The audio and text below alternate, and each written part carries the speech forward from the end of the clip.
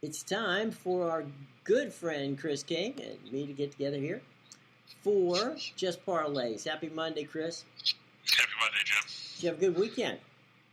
No, I watched a lot of teams that should have won lose in conference tournament play. I ended up seeing Auburn lose, then Arkansas lost, and Princeton lost to Yale and ended up missing out on going to the tournament. Then we saw Davidson lose because they gave up a bunch of layups against Richmond. Yeah. A lot of disappointing performances from a perspective of how we expected the games to go, but I guess those things balance out as time goes by. Yeah, kind of. It was Yale prevailed. I think that that was going to be a good matchup. Yale might be a decent little team there in the tournament. You never know. They're an interesting team. There's a lot of interesting teams in. We talked a little bit about who got in. Happy to see San Francisco get in the tournament. We were wondering if they were going to make it or not. They did. St. Mary's made it, and Gonzaga. So we got some of the teams that we've been on all season long were able to get in there. Colorado State got in. There were a number of teams that we had from the mid majors we've been showcasing all season. Showed up in a tournament. Yeah, and then Wyoming gets stuck playing in the first four game, which they don't deserve to be in. You probably would have been better off if you're going to put a team like Michigan in the tournament. That's where they belong, as opposed to Wyoming. I'm tired of hearing the rationale that, if they didn't go to play UNC in Arizona on a neutral floor in Chapel Hill and put two cupcakes in there, they would have been 19 and 12. Well, as the saying goes, if your aunt had balls, she'd be your uncle. Right. It doesn't matter. You have to beat the teams that are on your schedule. And as it was, they got trounced by North Carolina, and you couldn't reschedule that game anyway because it was part of the Big Ten ACC challenge that they have every year. I'm sure they could have said, we could have got Pittsburgh or somebody like that, but so what? The bottom line is I don't think Michigan belongs in this tournament by any stretch of the imagination. They're a 17 and 14 team. I don't want to hear the rationale about how they had a strong strength of schedule. They played a bunch of teams that made the tournament field. More than half the Big Ten made the field, let's be honest. So you can throw a dart at the wall and find a Big Ten team that made the tournament. It doesn't mean that they were any good. You look at Michigan's resume down the stretch. They beat Northwestern by 2. Northwestern's not in the tournament. They had to rally in the second half to beat Nebraska by 6 at the Chrysler Center. We know how bad Nebraska was. This is true. They beat Penn State by 1. Juwan Howard got suspended for punching for getting in a slap fight after the Wisconsin game. This is not a good basketball team. They shouldn't be in the tournament. They shouldn't be an 11th seed. They shouldn't be favored over Colorado State in the first round. And I hope they lose Thursday or Friday, whichever day they play, because I don't remember. But either way, I don't believe the Wolverines should be here. I think they're a clown show. It won't take long to find out how this all plays out. But you know what, Chris? We got a promotion, and let's go to it. I'm going to go to the screen. Here we go, folks. And we got. Look, there's the screen. There it is. Do you see it? There it is. It's 2000 and it's the 2022 Hoops Madness Special. Now you get a betting guide, which is being produced by Winners and Whiners, and it really gives you a comprehensive look at what is going on in the tournament, and basically it really guides you as you fill out your brackets. Now we have a bracket contest, all right, and it's a $2,000 bracket contest. Now you're already going to put together your brackets for your office pool, but I bet it's not paying anything close to $2,000. Now, the top 5 scoring entries in our bracket challenge pays cash, with the first place getting a cool $1,000. And it's free. It's presented to you by Max Wagers, Picks and Parlays, and, of course, those of us here in Winners and Whiners. Okay, so again, it's free. What you're going to want to do is you want to go to the show box below, and fill out your bracket. Just click on the thing, get a free bracket guide, which we just showed you. Then, once you do that, then you click the next box, and you fill out the brackets. Now, the top 5 scoring entries in our bracket challenge pays cash, with first place getting a cool $1,000. Check the show box below, free entry. Okay, so there you go. Simple as that. All right? Can't be much more easy, and it's going to be fun. You're going to do it, take a chance, all right? You guys are here. You know the deal, right? It's a fun opportunity, and we at Winners and Whiners, the Max Wager Network, and our buddies at Picks and Parlays, all having some fun with you here. Also, this week we're going to have all of our shows are going to be focusing on the tournament. Allie and her show, which comes on at 1 o'clock, is going to take the East.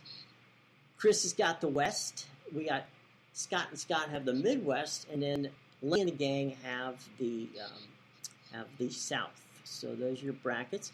Obviously, we're going to talk a little bit about the tournament in general, but we're going to break down those brackets for you. So if you want to find out what's going on in the West, here is where you go, okay? And speaking of which, Chris, you've been doing some serious research on the West. Some opening thoughts on what you've seen so far in that region. It's a rough bracket. I mean, if you look at it, the top 4 seeds are all very good teams. Gonzaga, of course, the top overall seed in the bracket. Then you've got the Mike Krzyzewski retirement tour coming into town as the 2, and then you've got Texas Tech as the 3 seed, and then Arkansas, which kind of disappointed down the stretch, as a 4. Arkansas's got to watch out for that first round matchup because they drew another one of our favorite teams that we like to talk about a lot in Vermont. So that's going to be an interesting one. And then, there's some other teams that, we know aren't going to go very far. Montana State is here. Cal State Fullerton got in after winning the Big West over Long Beach State. I feel bad for Rob Lanier at Georgia State, to get in the tournament after winning the Sun Belt. Congratulations, here's your gift. You get to play Gonzaga in round 1. Not going to be a fun night for the Panthers there. And the big matchup is the 8-9 matchup, of course. Everybody wondering who's going to come out with Boise State and Memphis. Penny Hardaway getting the Tigers back in the tournament for the first time in a while. They won the NIT last year. Boise State won the Mountain West in the regular season, won the Mountain West title in the tournament, and they get an 8 seed. So, well, I got to say we've been riding Boise State all season long. I kind of like them against Memphis. See, I kind of like Memphis just because because it's something we talked about before. Memphis will run. BYU won't hit, or not BYU, Boise State won't hit Boise State. It's something we talked about multiple times when we talked about this season. They don't hit free throws. And if you don't hit free throws in the tournament, and I mean, we saw them nearly lose games during the regular season when they weren't knocking them down. They barely got by San Diego State a couple times. Here's our buddy Allie's showing up. See what she wants us to talk about. She probably wants to talk about how she doesn't have Duke. Yeah, it's not my fault. Anyway, here we go. Allie. So I don't have Duke. I do. I know that. It's all good. I've actually got my guys out. I was just telling the Morning Woodies that the Morning Wood crew, we've got the East. We're going to take it down. These are our options. We're ready to rock. So how's it going, guys? It's going well. As a matter of fact, Allie, I watched I took your class this morning. Did you? My class on hedging? I did. Yes, I did. It was one of the best classes I've taken. It's probably one of the first classes I might actually pass. He took a pass-fail. So, is there anything maybe you could add? Either of you could add to that class? Did I miss anything that I could touch on tomorrow? This is kind of the new vision of the Morning Wood Show. I just wanted to stop in real quick and say hi to everyone because it's Monday. But it's my vision, my new vision. The Morning Wood Show originally started with me teaching them a lot of stuff. And I kind of got so caught up in the writing everyone's name down for the contest that it pulled away from that. So now I have Lenny. So every day we're going to be doing classes. There's so many new novice bettors out there, even some experienced bettors that don't know some different kinds of strategies that you use. So I'm going to take the time on the Morning Wood Show to teach people. And if you guys have any ideas on what you'd like to learn, you can let me know. But anything I could add to my hedging class? No, I think it was very interesting. I think that the fun part was that, your concept of the key of not losing money, right? And even if you make 30 cents, I think was one of the things that you had an example on. 30 cents better than nothing. And as you add up and go through it, that's, what you're going. I will tell you, to your point, okay? I have a friend who was a professional poker player, okay? Online poker player. And he told me once, I said, what do you consider, what do you consider a good day? And he said, if I can win 50 to 75 cents a hand, that's a good day. And you're saying, a big bet per hour. What? Well, per hand, per hand is, maybe, whatever. But the point being that you don't have to win $5, $6, $7, $10, $25 to be successful. You just have to be plugging along and be willing to do that. And that requires patience, number one. It requires discipline, number two. And you taught that in your class A. Well, thank you. Yeah, for me, so much time invested in this kind of stuff that anytime I can take money, I want to take the money. In poker, for me, it was like what got me into this idea of my arbitrage, hedging, same sides, both game plus money thing, is that in poker, if you walk away from the table and you play for 3 or 4 hours, and now you walk away 5 or 6 hours, who play poker for 2 or 3 hours, 5 or 6 hours, so you walk away and you're even, you're actually up because you beat the rate. You might not be up in pocket, but you have profited throughout the course of this poker game because you didn't pay the house any money, so you got out for free. And it's that kind of mentality that kind of got me into what I'm doing here. How can I steal money from the book? How can I steal it from them? Because they're stealing 10 cents from me every single time I make a straight bet at a minus 110, Right. Well, and then hey, wait, it's not me that's 2 and 3 on the total chaos board, is it? Because I was 4 and 1, 5 and 0. I haven't updated your things yet. No, I must have switched you with somebody else. That's Steve's I haven't updated things yet. I moved them over. I have a photograph of what it was before. So don't worry. That's all right. I saw her off Mondays. Did Lenny actually get a day off? No, I'm starting to take Sundays off, and then I can do Monday through Friday, total chaos and morning woods. So that's how I'm doing it. Well, there you go. No, Monday. Lenny never gets Mondays off. Allie, why don't you talk a little bit, and Chris, you could chime in, on the importance, you just said in your class today, to notes, that the key was beat the book, on how to beat the book. So talk a little bit of that, and then Chris, chime in. Yeah, we all have those bets. The days you make the right bet, and it was a wrong day for the team. You feel like I would make that 10 times over. Even knowing it came out losing, would still make that bet because I felt like my cap was on.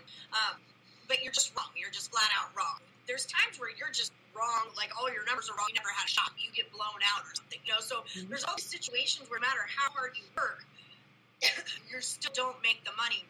So I try to put myself in situations where I feel like it will flip itself over. It will go one way or the other. And I use the example of hedging parlay. You guys know I don't really parlay, but I think that's the biggest way that most people in everyday life should think about hedging, because I know most everybody out there parlays, and there's so many times, we always say if you want to go 4 and 1 for your day, make a 5-team parlay. If I do parlay, I'm straight betting my parlays, so I will profit, hopefully, if I get free. The parlays a lottery ticket, but I don't know why I wouldn't lock in cash with a hedge on the 3rd leg or 5th leg or 8th leg of my parlay. Why wouldn't I lock in cash and make sure I don't lose anything, So once it goes out, it's a lot harder to make it come back into your account. Once it's out there, it's not easy to get it back in again. So that's me. What's your take on it, Chris King? I agree with you. I mean, especially with these ones that are so complicated, especially around conference tournaments, you have no choice but to do straight line betting on top of it. Otherwise, you can hit 5 of them and have this team, completely lay an egg on you, or lose in the last minute like David's. And then I had Richmond plus 130, and I had Davidson plus 150. I don't care who wins. I'm making money. Right, but I think from a parlay perspective, though, if you first 5 and Davidson crashes on you, then you're in luck. If you don't do the straight line betting. Absolutely. Yeah, and that's a really good point, Chris. Right now is not the championship is not the time to get big parlay going, because there's going to be dogs that will upset 14 or what is it, 11s and 7s, is it? Yeah, 11. Well, it's 11-6. 11-6. Yeah. And the 5-12 is always the tricky one. Yes, those 10, 11, 12s will get you if you're a 5, 6, 7. So you've got to keep your eyes out for that.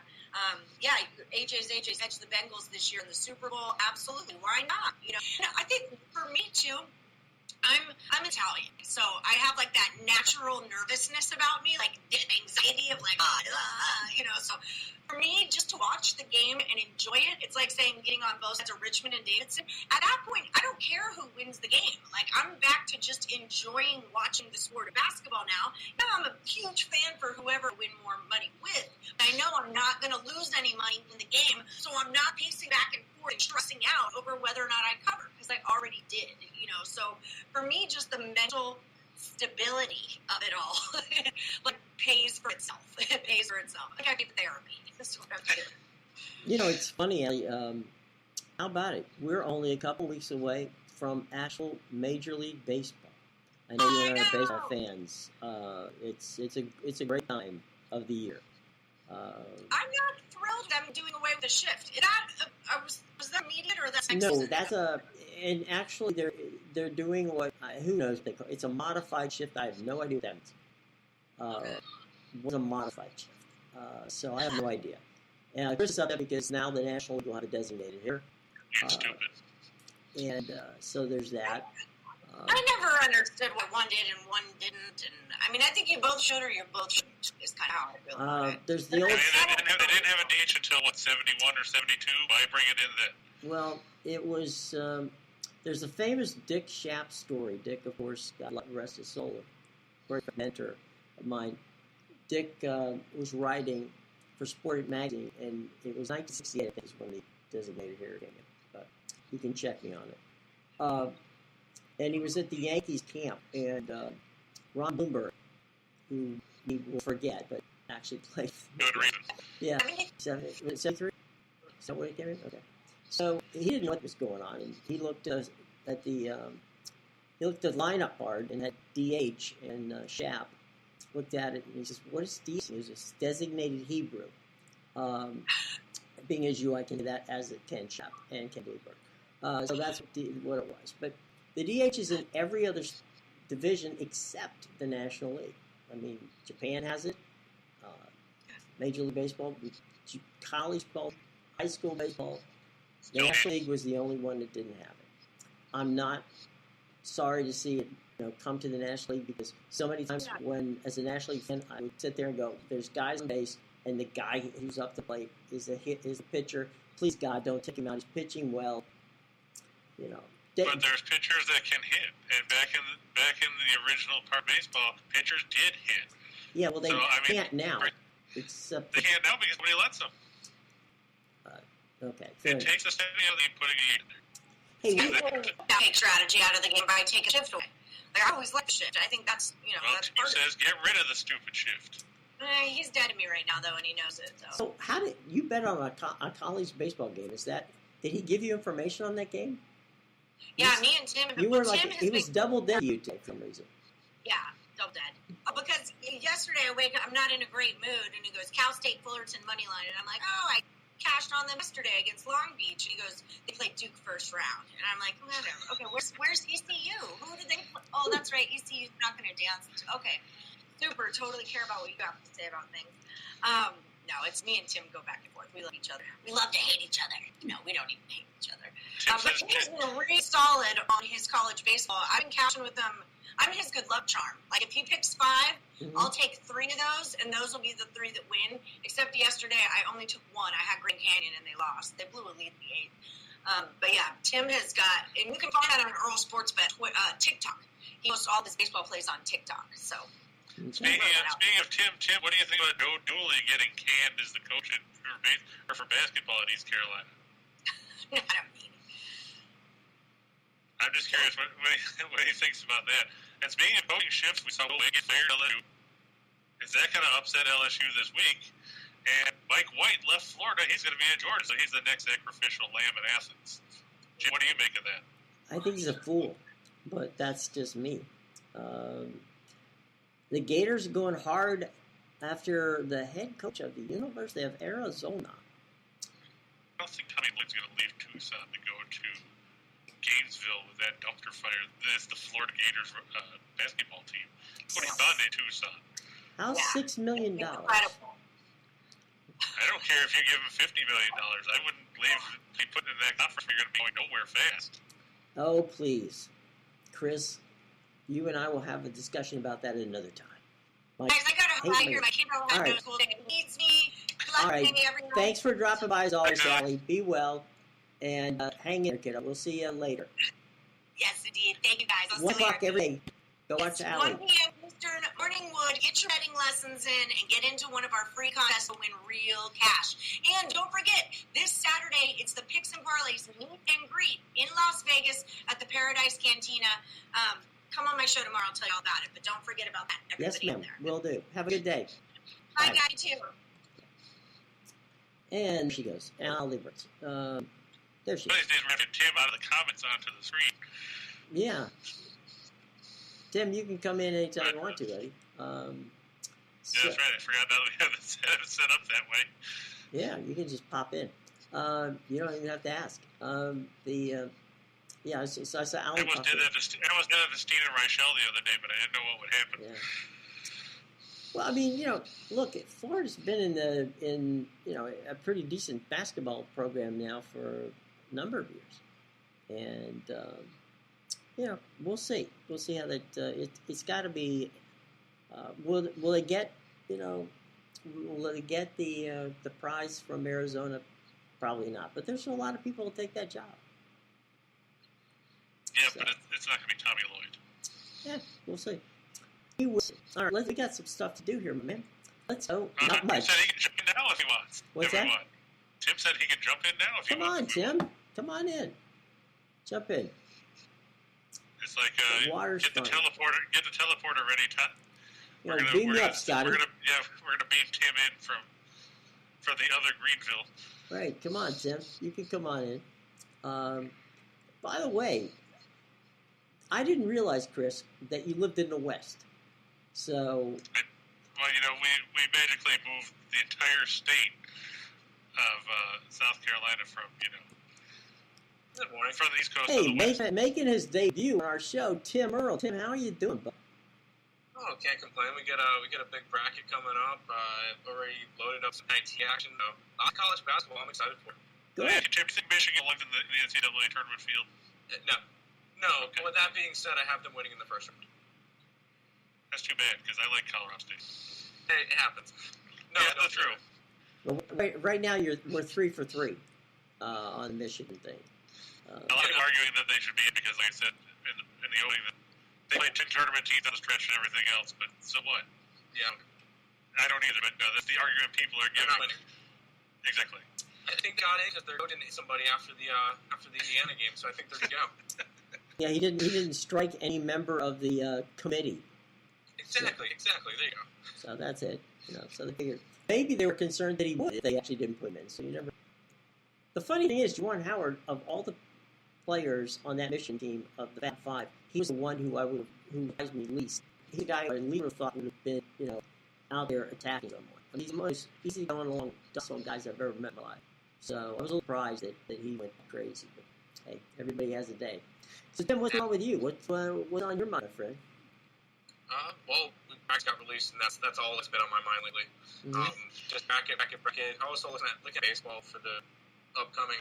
Right before I hopped on, I saw a little bit of breaking news, but Olsen from the A's is heading to Atlanta, and Freddie Freeman is heading to Oakland. Interesting. Freddie Freeman to Oakland. Yeah.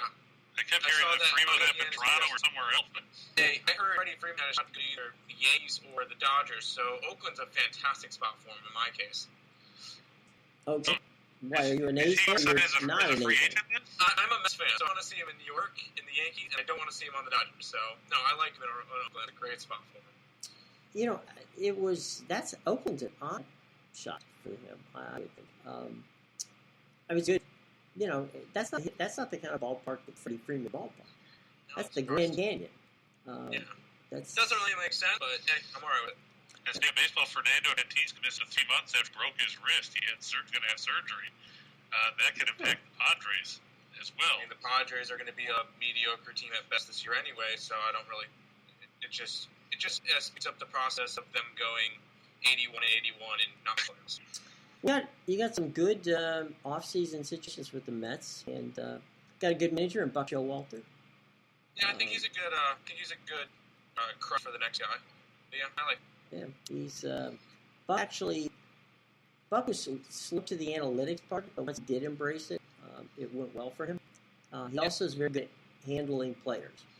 Buck is which is fantastic. Ego-wise, Buck's very good at making certain that he handles players, and he deals well with pitching coaches, which you have to be able to do with regard to when you're managing a bunch of egos. You got my guy, Max Scherzer. Max is a baseball player. Chris, he's a guy who, on the day he pitches, will walk by you as if you do not exist.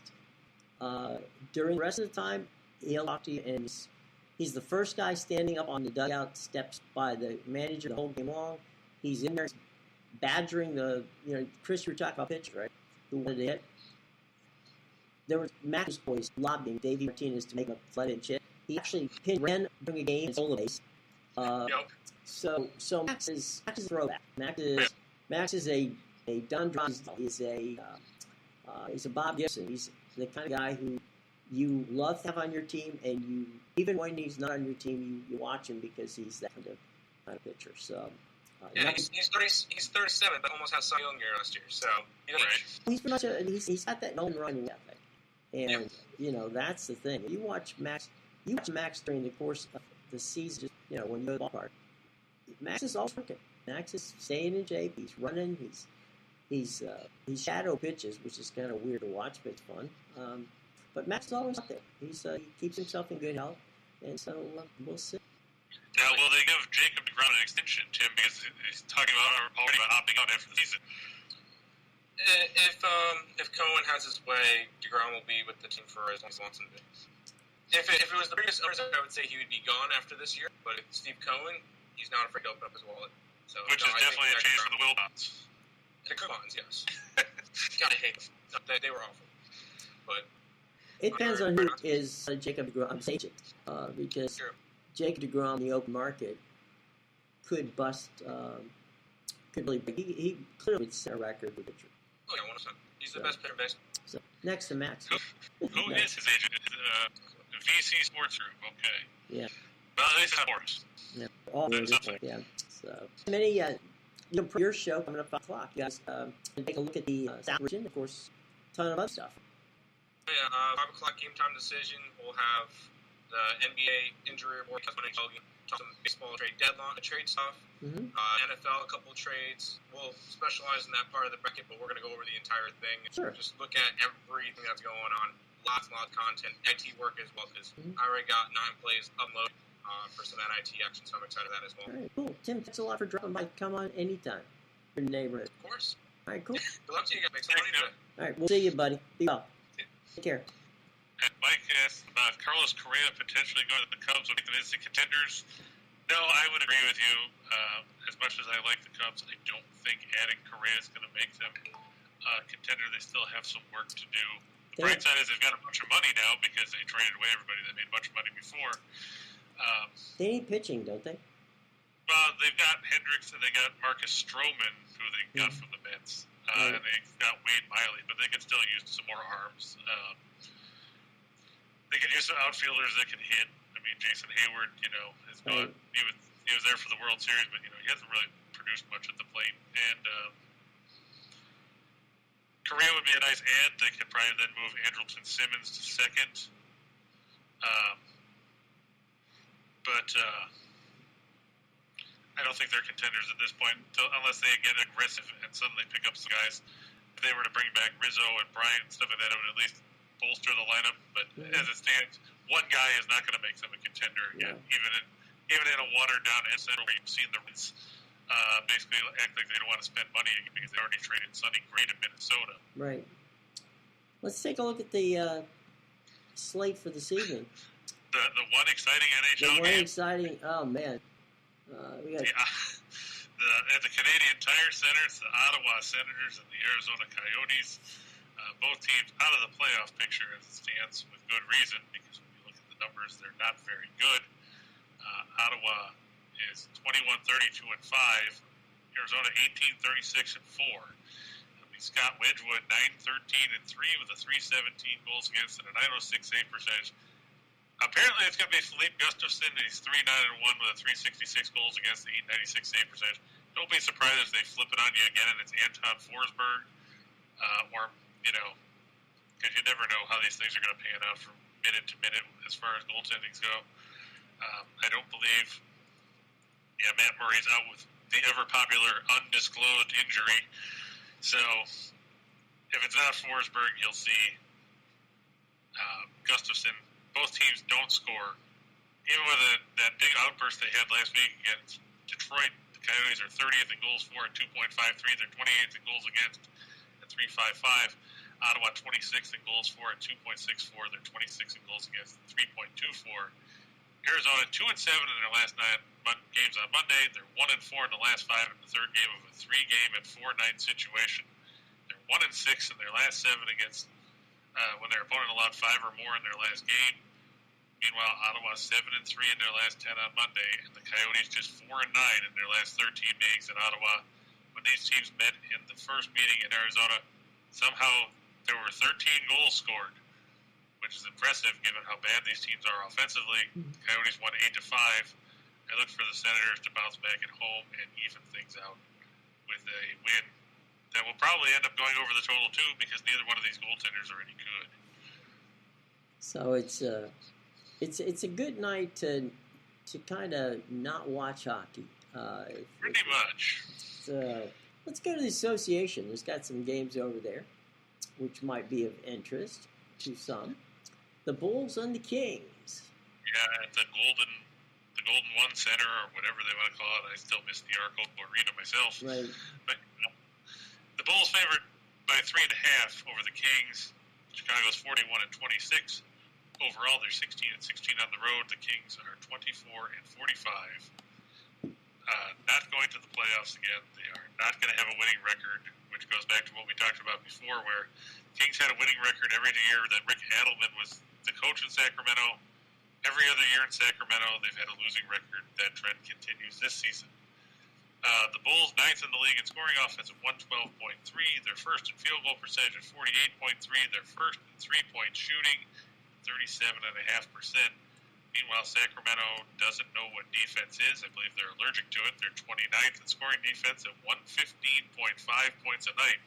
29th in field goal percentage at 48%. 27th in three-point defense.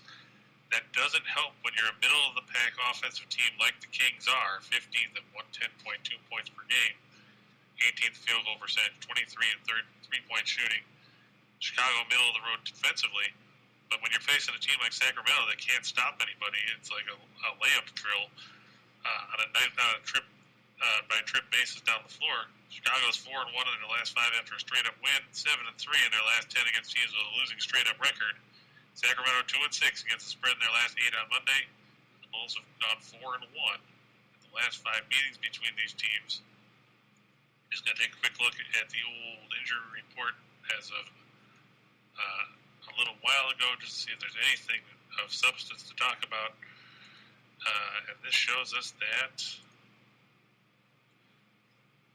let's see,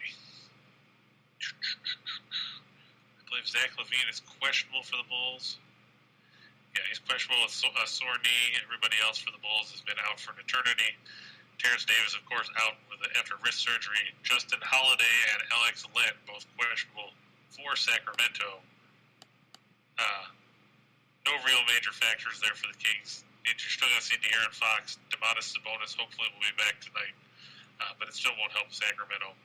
Look for Chicago to get the win on the road to sweep the season series. So, moving on, the Wizards are taking on the Golden State Warriors, and not a good night for the Wiz. No, the Wiz have not had a ton of success. They just lost to Portland, which is saying something because when you look at Portland's lineup, and Portland has been awful, but they still hung a ton of points in a win the other day against the Wiz, and that's a problem in that situation. To answer the question there, Euler, last I saw, they said Sabonis is expected to return. Fine, Marlene. How are you? He had sort of that one-game suspension Wednesday against Denver that he missed Saturday's game due to personal reasons. But with him not being on the injury report, they expect that he should be back today. But as always, with the way the NBA is going, it never hurts to double-check closer to tip to see if there's any update where all of a sudden he'll magically be out with a hangnail or something, which has come all too often of late. In this one, Draymond Green is supposed to return for Golden State today. He hasn't played in an eternity. I think he's played 34 games this season. The Warriors coming off an impressive 122-109 win over the Bucks. The Wiz 21st in scoring offense. They're facing the Warriors' 5th scoring offense over 10 per game. Field goal percentage 43%, 4th point defense. Golden State 10th scoring at 1.4, 7th the field percentage, 6th three-point shooting.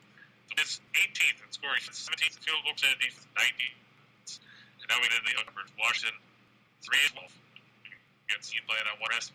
1-5 against the spread. Their leagues against teams winning percentage above 600. Only 4-0 in the last 4 overall, and 4-0 in their last 4 for scoring at least 100 points. And 12 is a lot, but when we just Washington lose, right? Portland. And we're not talking about Portland. They had 10 lines actually on up to 11.5, which makes it even better. We're talking about a Portland team that had a starting 5 the other day of, let's see, who did they start? Drew Eubanks, Trenton Watford, C.J. Ellie, Brandon Williams, and Josh Hart. Kudos giving up 120 points to that. I was just going to say, you couldn't have done it with Bob Eubanks. It's great. I was just checking MLB trade, and the Olsen to the Braves, the trade, Freeman has not signed with Oakland yet, according to they're expecting that to be they're expecting that to be another domino to fall. Well, again, Freddie Freeman is a free agent, so it's not like they're trading him to Oakland. So I have not seen anything on that at this point in time. I will continue to check. For the moment, I also see that they're looking at Sean Maya and Frankie Montes from the A's to bolster their rotation. Right. So we'll see if anything comes out of that, too. Yeah, there's a lot of bolstering your rotation at this point in time. Let me make one more quick look. Let's talk about the West bracket, if we may. And you've been working on it, so you know everything ins and outs. What are some of the matches you're looking forward to? Well, I mean, everybody always loves the 5-12 matchups with the potential for upsets there. And this one, I know if New Mexico State can hang UConn, just because UConn is very good on the offensive glass, the nation in offensive rebounding percentage. But I think that's going to be a good matchup. Everybody overlooks New Mexico State because they play in the WAC, which is a smaller conference for sure. But if they play good basketball, it'll be Davidson, or there's also be Washington State. So New Mexico's not going to be pushed over. UConn does have their trio of Cole, Citadel, and Martin, which is going to be tough, and they're very good at the defensive end of the floor. The one really is one that Tim touched on in the comments. Arkansas and Vermont. Vermont's a 13 seed. They're a live 13 seed. They're not one that's going to just roll over and die. We saw how they obliterated teams in the American East. They beat UMBC in the title game over the weekend by the close score of 82-43. They've got 5 seniors in their lineup. Ben Shungu and Ryan Davis and Justin Mazzulla leading the way there. And Vermont's very efficient defensively. For Arkansas, I watched them play against Texas A&M. And Jay Note, who's been great all year, did nothing. 2 for 8, finished with 5 points. He's going to have to be a lot better if they plan to get by on. And then, of course, we've got the ever-popular Alabama versus we don't know who they're going to play because they get to one of the first 4 teams. Mm-hmm. So it's going to be whoever comes out of Notre Dame and Rutgers. Both those teams are playing well toward the end. Specifically, Rutgers had a pretty good run there toward the end of the season. But neither one of those teams likes to run. And, no. Alabama does. So Alabama's physical, too. That's true. We We saw that with the game against Vanderbilt where there were 806 free throws. Right. And then, we've talked about Big Ten teams that do they really deserve to be here, and that sums up the 7 matchup against Michigan State. Somehow a 7 seed. They weren't all that great. They've only got one guy averaging in double figures offensively, and they get to face Davidson. Now, Davidson, I wonder if they would have been a seed the line higher had they gotten past had they gotten past Richmond in the A-10 title game. That's going to be a tough matchup for Michigan State because they've got to deal with a team that's got 4 guys that are averaging in double figures. They've got they're a great 3-point shooting team. They're 10th in the country at 38.5%. Bob McKillop he's not a new coach. He's been around for 32 years. You're not going to, get him rattled, and you're not going to get his team rattled. So it's going to be interesting to see if Michigan State can deal with what Davidson brings to the table. Mm-hmm. A lot of these smaller schools, getting lower than expected seeds, you have to watch out for them because inevitably somebody's going to get bit, and it's going to be a rough night for somebody's fan base at a major conference. And you were saying in the pre-show that you think probably half the teams on the Big Ten won't be here by the time weekend 1 is over. I don't think so. I think that, every year a conference gets exposed. And when you have 9 teams in the tournament, your odds of being exposed are pretty good. So there's that. But do you think Gonzaga comes out of the West as the number 1 seed? Or the overall number 1 seed? I think that if they do, they're definitely going to be battle tested to get out. If they get through that, you have to think that they'd be a favorite all the way through. It's going to be tough though because you're going to have Texas Tech. Mm-hmm. They've played very well under Mark Adams. They didn't lose a step after Chris Beard left. They've got good scoring options with getting Kevin O'Banner from Oral Roberts was a big get in the offseason. He slotted right in. Kevin McCullough's been good. I think it's going to come down to probably Gonzaga and Texas Tech in the regional final. I think Duke is going to end up losing to Texas Tech in the Sweet 16 just because Duke doesn't really know how to adjust to a team that can play good defense. And if there's one thing Tech can do, it's strangle you. Tim seems to be a fan of Texas Tech. Well, there are a lot of fans. Tim's, like I said, I think if Gonzaga gets by, that's what it's going to be in the Elite Eight. So you think I had Duke actually? I thought Davidson would win and Duke would lose to them, or they would lose to Texas Tech. Either way, I don't see Duke going very far in this tournament. I know that Paolo Banchero and Trevor Keels and everybody's very excited about them, and Mark Williams is a good shot blocker. But let's face it, Duke is. When's the last time they won? Every year we see them reload with 55 McDonald's All-Americans, and seven of them sit on the bench and do nothing because they don't get off the floor or off the bench because they've got too many players, and they end up falling short in the tournament. I mean, it's a day in day out thing for them. It's rinse, lather, repeat. And the other thing that I'm looking for, Jim, is I know everybody's high on Boise State, but Boise State finished the year 347th of 358 teams shooting free throws, 64.9%. You can't beat teams like that in March. Goodbye. I mean, yeah, they're going to have a tough time if they get by Memphis, which is, not an easy trick. No, I mean then they run into Gonzaga. But if you just look at recent games here against San Diego State when they won the Mountain West title Saturday. They were 12 of 21 at free throw line. 57%. You shoot 57% against a team that's like Gonzaga, you're going to get blown out of the gym. Now, I don't know what it is that they can't shoot free throws. Deion Rice needed to practice, or had his team practice shooting these things. Because you just look at some of the numbers all season long. Like, look at the last game they had with San Diego State, the one in the regular season that ended 58-57 because they kept breaking free throws. In that game, they were 17-26.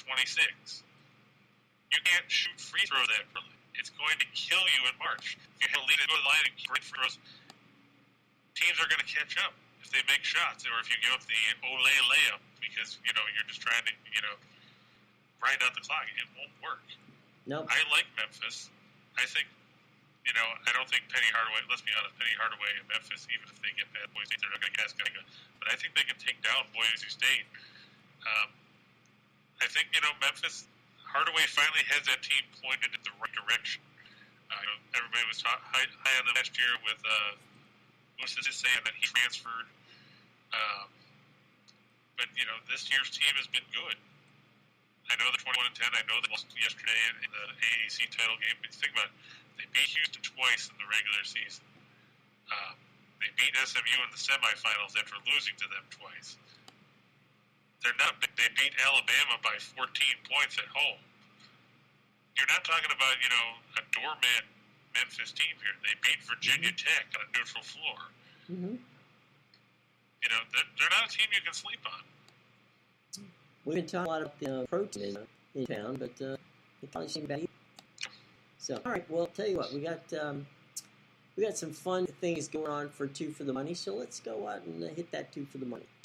All right, and they're with such a light docket, it makes it very difficult to try and come up with stuff. But I'm going to go with the Bulls over the Kings. I'm also going with the Hornets over the Thunder, Oklahoma City, with the unfortunate pleasure of playing yesterday. So they're playing the second game of back-to-back here. They have not had much luck in those situations this season. In fact, I can tell you that they, let's see, because I actually wrote this one yesterday. Oklahoma City in the second game of back-to-backs this year is a miserable 2-9. They've been outscored by an average of 14.8 points a game in those situations. They don't have Lou Dort. He's done for the year. Josh Giddey could be done for the year. They don't have Mike Muscala. They don't have Ty Jerome. They don't have Jeremiah Robinson Earl. So it's basically Shea Gilgeous-Alexander and anybody they can find that's willing to put on a jersey, because they're a very short-handed team. Charlotte should be able to take care of business. Tim, I'm only fading the Nuggets because they're on the road. If they were at home, I would back the Nuggets. I think Jokic is going to outplay Embiid, but I just think that with so many question marks on the rest of Denver's rotation, I'm not sure that they can keep up with Harden and Harris and Maxey and the rest of those guys. Jokic can't go 50, 20, 15 by himself. I mean, well, he probably could, but We may have to. I guess Aaron Gordon is questionable again for Denver. I think there's a whole bunch of other guys that were questionable too. Zeke Naji, I saw, was on the list. Well, Philadelphia can't afford to start losing. I mean, if they're Philadelphia was dismal yesterday. They slipped by Orlando in overtime. Philadelphia's got to figure out that transition defense. Right. And then, of course, we've got the Lakers, because everybody likes to fade the Lakers. I don't know if anybody stayed up to watch the game last night against the Suns, but they were down 20-something in the first quarter. By accident, I did. But not I didn't watch the whole game. My apologies. Yeah, it was. I just hit there and went, well, it's the Lakers. It's like, oops. Quick. Go to the Food Network. Yes. Yeah, I think. Was there a chop marathon on the Food Network? Yeah, there was something good on, so I was able to get out of there real quick and see a repeat of Beat Bobby Flay or something. I forget what it was. But yeah, I mean, they gave up 140 points yesterday to the Suns. It was 48-22 after the first quarter. You can turn and it got worse. At that point. Yeah. There's just not a whole lot to like about the Lakers.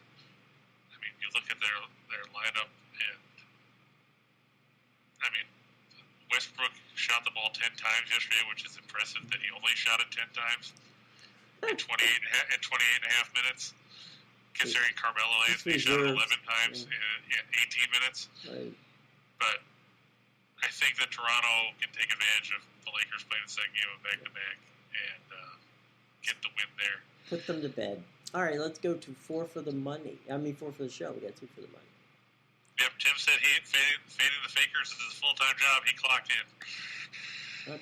You would. It's the thing to do. Yeah, we talked about the Senators and the Coyotes and the Warriors and the Wiz. I don't think we need to beat that into the ground any further. No, I think that's enough. Minnesota -4 over San Antonio. Minnesota, I can't figure out. They lost to Orlando Friday. Turned around and beat Miami on Saturday. San Antonio. San Antonio, kudos to Greg Popovich for setting the all-time record for regular season wins by a head coach. Finishing when they beat the Jazz. Then they turned around and got pasted by Indiana. So just as bad. I like Minnesota. They've just got more depth than the Spurs do. And they've got something to play for while the Spurs are still outside the playoff, or even the play-in tournament at this point. I just can't trust Popovich's team. They had a bunch of guys missing against Indiana, and I just checking to see if they've cleared up their injury. It looks like you're going to see at least Jean Murray and Kelvin Johnson. You didn't see the indictment still expected to be for the Spurs. Meanwhile, Anthony Edwards will play, or is expected to play for Minnesota. Naz Reid is questionable, as is Patrick Beverly with an ear issue. Either way, I still like Minnesota there. And Cleveland home. The Clippers struggled with Detroit yesterday on the road. They won by 4. Cleveland, I know they're dealing with an injury bug of their own, but I still think the Cavaliers have enough weapons in the tank. Playing at home, Careford, low market, questionable things, so they could be back. Meanwhile, you're looking at the Clippers rotation. Robert Covington is out. George is out. Reggie Jackson is going to be rested. Marcus Morris is going to be rested. Norman Powell still out with that broken bone in his foot. And of course, Kawhi Leonard still recovering from the ACL. You have to think that the Cavs playing at home against a Clippers team that has basically said, we're not playing anyone tonight, should win. Marlo says Harden is a sellout. Yeah, Harden is a sellout. I mean, he wanted to force his way out of Brooklyn, just like he wanted to force his way out of Oklahoma City, and like he wanted to force his way out of Houston. Be careful what you wish for. Right? So you have to think, well, he's still a talented player. The question is, can he stay motivated? And can he contribute in the playoffs? That's what Philadelphia is banking on.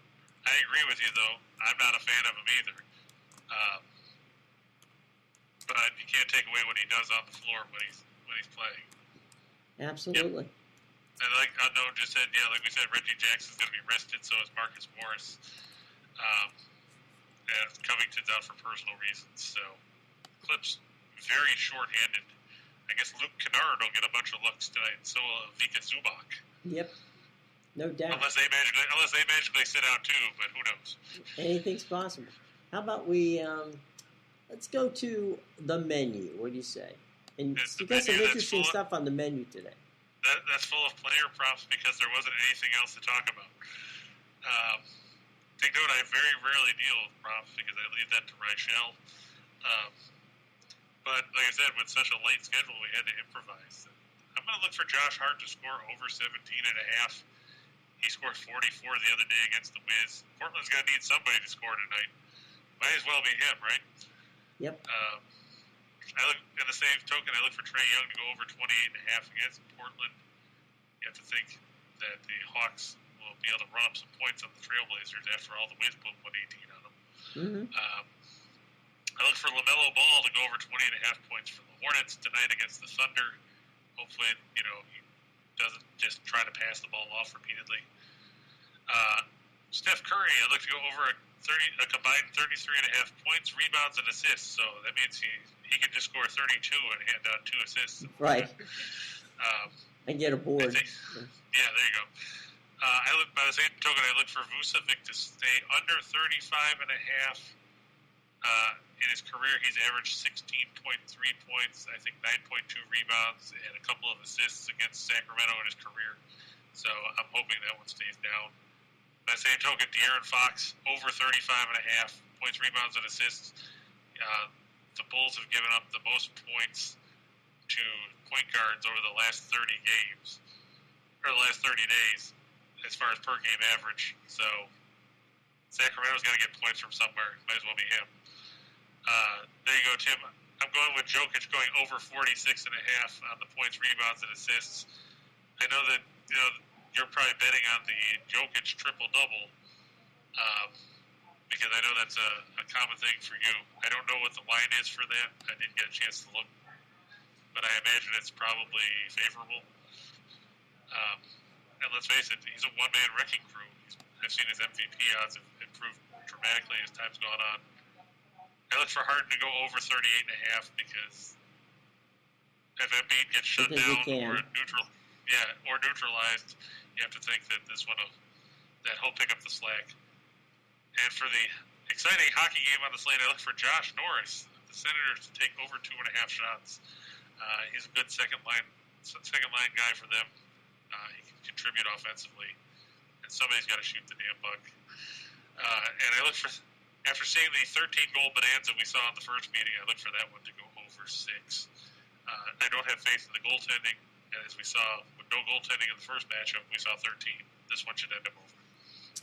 All right, some business real quick, and that is, that my buddy here, Chris King, can send you the best parlay tickets every day. But what you have to do with this is you have to go into our show box and sign up. Okay. So what you do is you get Chris's best parlay pick every day sent to your email box by the company, not by Chris. So don't email him, don't text him, and don't go through Twitter. Go to the email box below, go to the show box below, and click on it, and you'll get all that information. Also, while you're down there, a couple other things. We have some great promotions going on from our friends at BetMGM. All that information is in the show box below. And one last time, let's talk about our bracket challenge. Okay, so now the bracket challenge that we have, as you can see, we call it our 2022 Hoop Madness Special. You're going to get for free a betting guide that's put together by the handicapping teams at Winners and Whiners. Okay, sign up for that. That's a free thing all the way down the line. And then free, there's a $2,000 bracket contest. So, look, you're already going to put together some brackets for your office pool, but I bet they're not paying anywhere close to $2,000 in cash. The top 5 scoring entries in our bracket challenge pay cash. The first place gets a cool $1,000. All you have to do is enter for free right there. Again, presented by Winners and Whiners, Picks and Parlays, and the Max Wagers Network. Okay. Hey, do we get to enter that tournament? If you want, Chris, you can enter that tournament. So I didn't know if we were allowed to. Yeah, probably not a good idea, but enter under pseudonym. Anyway, you can do that. Also, Cosmo Kramer. There you go.